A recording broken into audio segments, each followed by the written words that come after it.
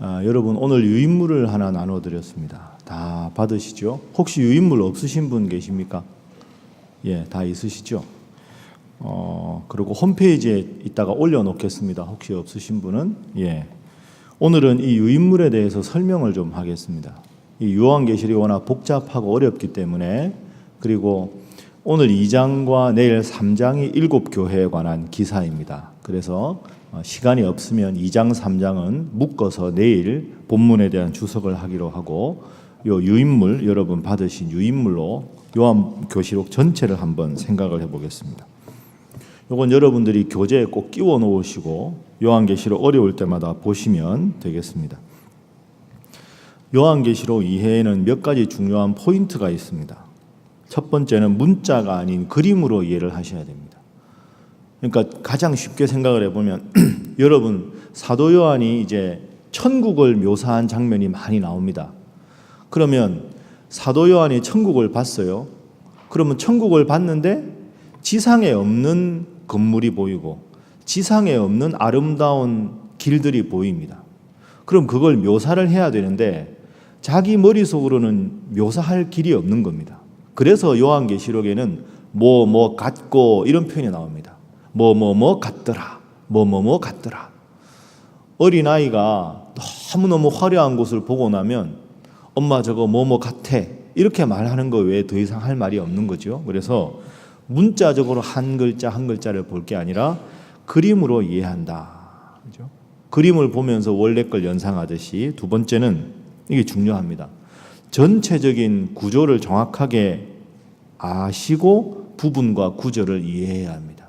그러니까 한 구절에 너무 매지 마시고 요한계시록 전체 구조를 딱 머릿속에 넣고 읽어야 이해가 됩니다. 그건 조금 이따가 살펴보겠습니다. 요한계시록 전체 주제는 어제 말씀드린 대로 위로와 소망입니다. 하나님 안에서 거룩하고 용감하고 불굴의 믿음으로 충성하려는 이들에게 확실한 위로와 영감을 제공하는 말씀이 요한계시록입니다. 요한계시록은 누구에게 썼느냐? 7교회에 썼습니다. 그래서 오늘 2장, 내일 3장에 7교회가 나오는데요. 이 요한계시록에 엄청나게 많은 숫자가 등장합니다. 그런데 7이라는 숫자가 많이 등장하죠. 7은 3이라는 글자가 하나님을 뜻합니다. 삼위일체, 성부, 성자, 성령. 3은 하나님, 4는 인간입니다. 봄, 여름, 가을, 겨울, 동서남북 이런 식으로. 그러니까 하나님은 3, 인간은 4. 3과 4가 더해지면 7이지요. 그래서 서양에서 7이 완전수가 되는 겁니다. 그리고 3과 4가 곱해지면 12가 되지요. 그래서 12가 완전수가 되는 겁니다. 그래서 예수님 제자도 12제자, 야곱의 아들도 12아들, 이스라엘 지파가 12집. 그런 식으로 10이라는 숫자와 7이라는 숫자는 완전을 뜻합니다. 자, 그럼 여러분 상식적으로 이렇게 한번 생각해 보세요. 다음에 666이 나오겠지만 7이 완전수인데 6은 결핍을 뜻하는 거죠. 7에 하나가 모자라잖아요. 그럼 제가 3이 신을 뜻한다고 했지요. 그러면 7이 아니라 결핍된 6이 세 개가 모였다. 신적인 존재지만 결핍되는 존재. 그래서 사탄의 상징이 666이 되는 거죠. 그러니까 요한계시록은 이런 식으로 풀어야 되는데 다음 본문 주석할 때 말씀드리겠습니다. 그래서 7교회에다가 편지를 보냈다 하는 말은 그 당시에 사도 요한이 7개 교회를 목회했기 때문에 7교회 보낸 게 아니고요. 여러분이 7교회를 잘 읽어보면 지상에 있는 모든 교회, 모든 성도들의 신앙의 잘한 점과 부족한 점이 다 그 안에 포함되어 있습니다.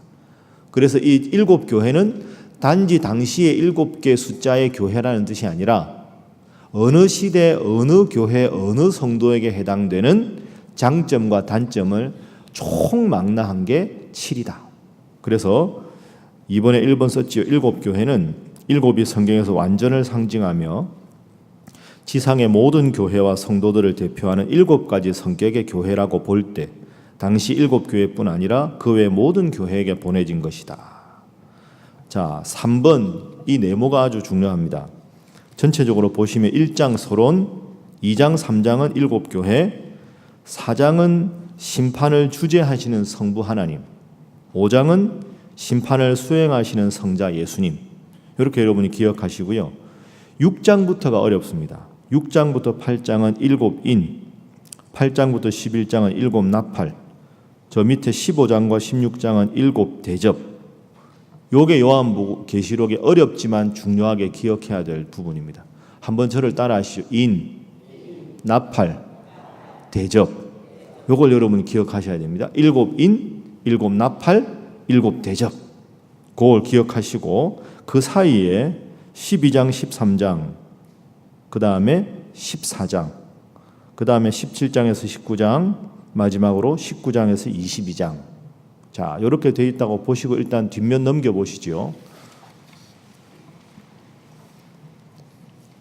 그러면 7인, 7나팔, 7대접이 있는데 이 구조를 이해하는 게 계시록에 제일 어렵고 힘듭니다. 지금부터 계시록을 이해하는 세 가지 키포인트를 알려드리겠습니다. 요 세 가지가 어렵지만 머릿속에 딱 넣고 앞으로 보시면 이해가 가능합니다. 첫 번째는 인과 나팔과 대접의 관계입니다. 네모 속에 있죠.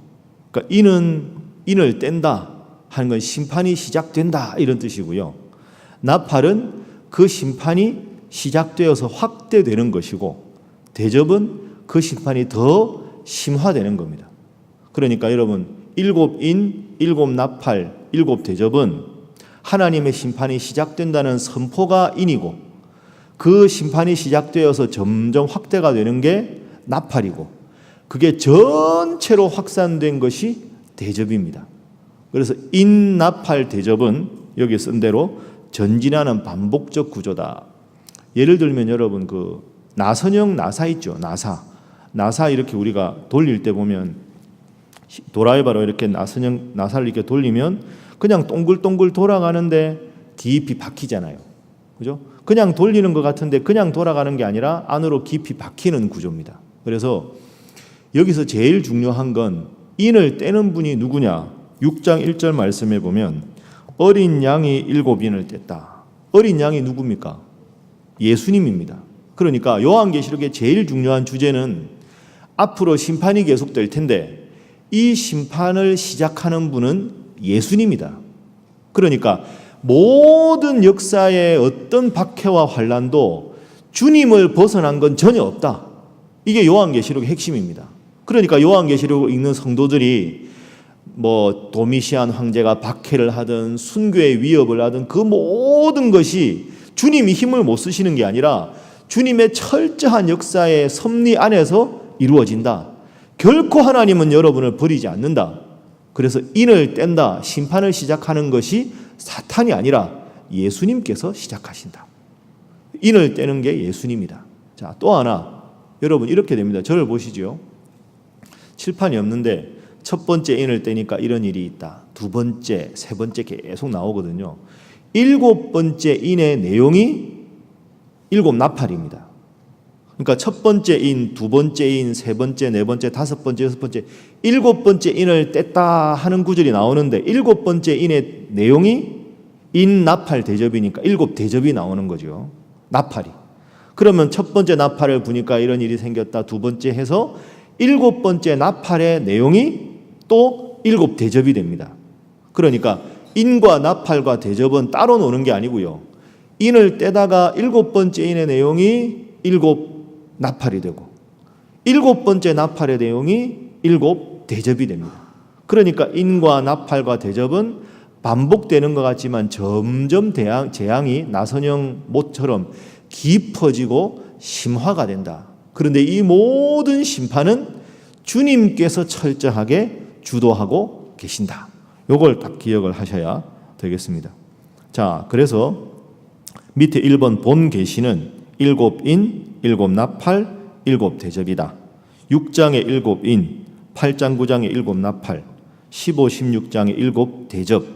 그래서 16장 17절에서 21절에 보면 음녀 큰 바벨론이 멸망한다. 자, 그럼 여러분 생각해 보세요. 이 바벨론이 뭘 상징할까요? 바벨론이 망한다. 사탄이 망한다. 이게 로마 제국을 뜻하는 거죠. 로마 제국이 지금 박해하는데 로마가 망한다 이런 말 쓰면 어제 말씀드린 대로 편지 검열할 때 통과가 안 되겠죠. 그러니까 음녀, 옛 뱀, 사탄, 바벨론이라고 되어 있지만 그러나 결국 하나님께서 로마 제국을 멸망시키시고 여러분들을 하나님께서 지켜주실 것이다. 이게 본 계시입니다. 인, 나팔, 대접. 다시 한번 따라하겠습니다. 일곱 인, 일곱 나팔, 일곱 대접. 자, 요거 이제 제일 중요한 거고요. 두 번째는, 그런데 방금 요 두 번째 박스에 보시니까 6장, 8장, 9장, 15, 16장 되어 있으면 7장은 어디 갔나 이런 생각이 드시죠. 그 다음에 나팔과 대접 사이에도 10장부터 14장이 안 나오잖아요. 그게 뭐냐 하면 2번입니다. 한번 따라 하시죠. 삽경. 삽경. 저를 보시죠. 이 여러분이 생소한 용어인데 그래서 계시록이 어려운 겁니다. 그래서 일곱 인, 일곱 나팔, 일곱 대접. 이게 이제 요한계시록의 기둥인데 이것 사이에 요한계시록의 사도 요한이 이건 좀 설명을 해줘야 되겠다. 이건 좀 자세하게 언급 안 하면 읽는 분들이 모르겠다. 그래서 참고로 앞에 있는 내용을 좀 더 자세하게 설명을 하거나 뒤에 있는 내용을 미리 사전에 설명할 필요가 있을 때 중간에 들어있는 그 내용들을 삽경이라고 합니다. 그러니까 삽은 삽입해 있다 이런 뜻이죠. 그래서 일곱 인, 일곱 나팔, 일곱 대접 사이에 전후 관계에서 좀 더 구체적인 설명이나 언급이 필요한 부분을 설명한 장들이 있는데 그게 삽경이다. 자, 그래서 아까 일곱 인과 일곱 대접 나팔 사이에 7장이 빠졌지요. 7장은 뭘까요?